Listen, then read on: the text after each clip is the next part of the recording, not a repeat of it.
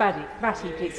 Thank you, Madam Deputy Speaker. I'd like to start by, first of all, paying tribute to all the members who did their maiden speeches today. I congratulate each and every one of them on this nerve-wracking experience. And I know that we may not always agree on many things, we may agree on a lot, but clearly they will all be formidable contributors to this House. I'd also like to start by welcoming the ministerial team to their posts and welcoming the new Secretary of State. As my honourable friend, the Shadow Secretary of State, said in his opening remark, the front bench have my utmost respect for serving in public office. Being a minister is a great privilege, and we know that it also places burdens on those closest around us, so I do genuinely wish them well. I know the civil servants I work with in the department, including those in my private office, were hardworking, they were dynamic and they were top-notch. And I'm sure the ministers will have the same experiences that I had.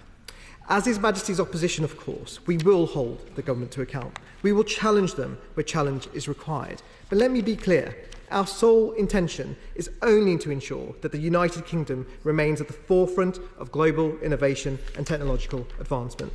And they may not believe me when I say this, but I do want them to be successful because their successes are the nation's successes. So it's in that spirit that I welcome some of the announcements around enhancing technological use in the public sector, because as has already been said in this debate, productivity in the public sector does lag behind that of the private sector.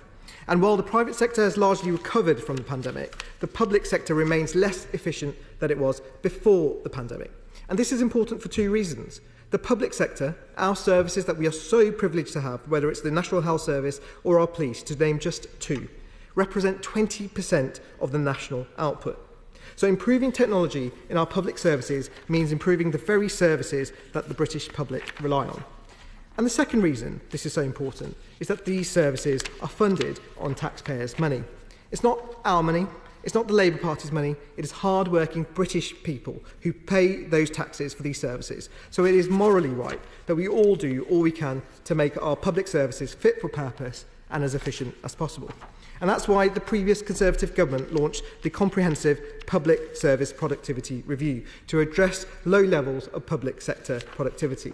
In our National Health Service, we utilised AI to cut administration, to keep more staff on the front line and increase the speed in which people are diagnosed, including better diagnoses of stroke, lung and breast cancer. Our police officers were kept on the streets rather than pushing pens, with the use of technology to speed up simple administrative tasks, which meant that crime fell in every part of the UK, except, of course, in Labour-run London. So we see and welcome the value of better technological uses in the public sector. But I do have some questions for the Minister and the Secretary of State, which I hope the Minister will be able to answer on his behalf.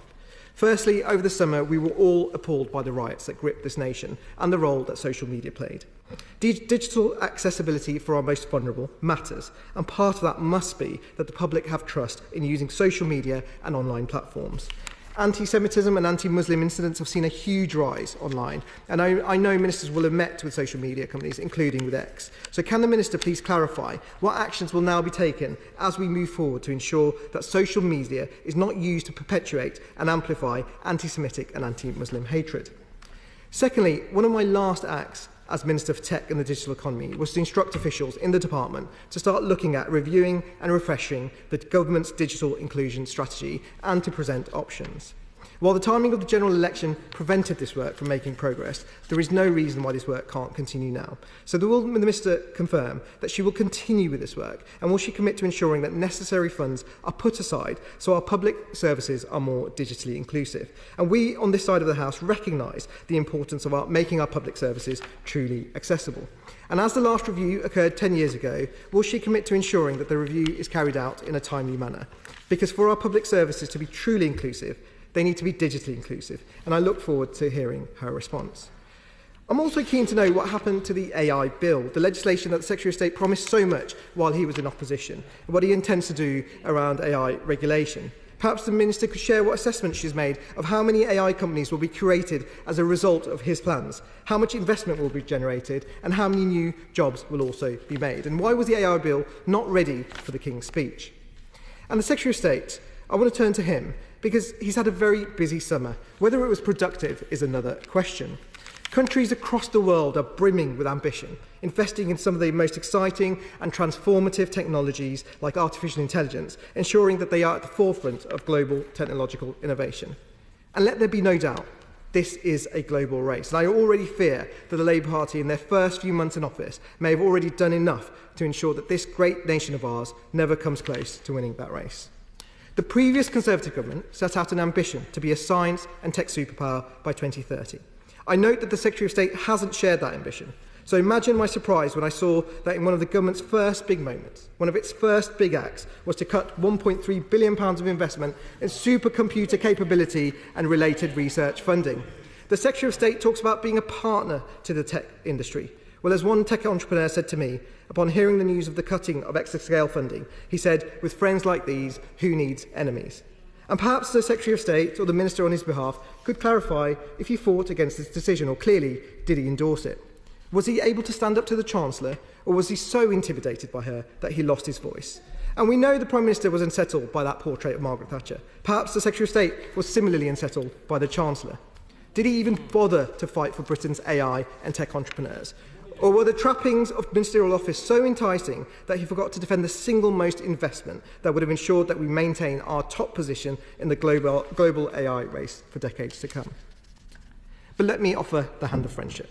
Because if he is worried about standing up to the Chancellor, we on this side, I can assure him the hand of friendship exists. Because we on this side of the House will of course support him. He doesn't need to be afraid. We believe in economic growth on this side of the House, so we will help him. We will help him stand up to her. Because after all, his successes will be the nation's successes, and that is our priority.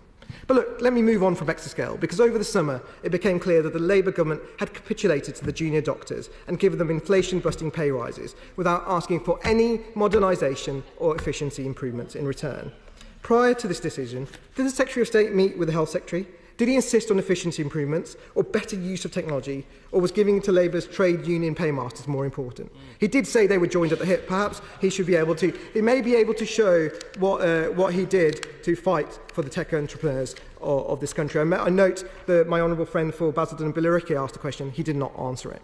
In addition, I note that the government has always also been silent on the NHS productivity review, which is backed by over £3.4 billion. He also did not answer the question when my honourable friend for Bosworth asked him. So can the Minister now confirm whether that funding is safe, or is it part of the Chancellor's black hole calculations? Our plan and our review was backed by the NHS and would have saved 13 million clinician hours. So what actually will be the Labour Party's plans? When the Transport Secretary capitulated to the transport unions, did he meet with her? Did he insist on better use of technology to improve our transport systems so that he could benefit consumers and protect taxpayers? Or did he just watch from the sidelines, and did he drink the Kool-Aid? And this may have passed him by, but so far, in their first 2 months of office, the Labour Party has already handed out £14 billion to the trade union paymasters in no-strings-attached public sector pay deals. So it's all well and good grandstanding from the dispatch box. The facts are painting a different picture. So I just hope that he can stand up and find his voice and stand up for the tech sector before it's too late. And let me explain why it's so important. We've already heard the Secretary of State repeat the farcical claims of the Chancellor's black hole, all the while having inherited a tech economy that was the third most valuable in the world. A tech economy that was being recognised across the world for its ability to nurture more tech unicorns, i.e. more billion-pound valued companies than France, Germany and Sweden combined. A tech economy that was growing and creating annually millions of jobs and attracting billions of pounds worth of investment.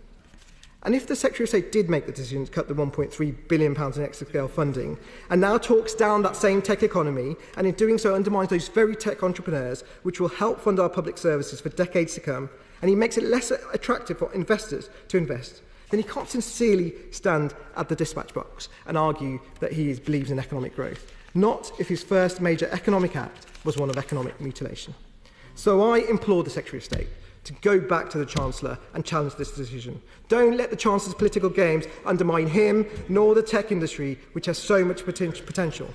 It is in his power. It is in his power. You do well to listen to this. It is in his power to ensure that we nurture and encourage tech innovation, so the tech startups of today can become the tech giants of tomorrow.